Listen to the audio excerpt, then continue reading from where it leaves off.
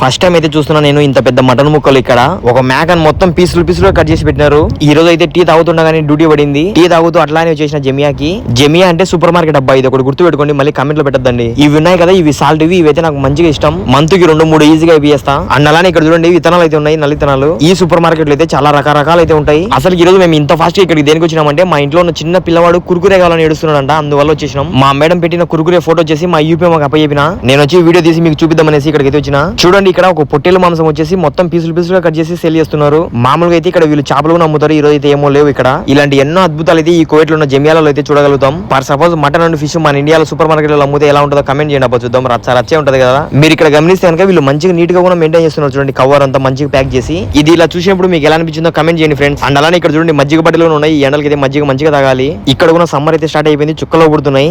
జాగ్రత్తగా అయితే ఉండండి ఫ్రెండ్స్ మీరు కూడా ఈ ఎండలకి. నాకైతే ఈ పండా క్రీమ్ వచ్చేసి మంచిగా ఇష్టం. మా పిల్లని బిల్లులోనే కలిపేసిన దీని అయితే మామూలు ఉండదు మనతో. మీరైతే లైక్ అండ్ సబ్స్క్రైబ్ చేసేయండి.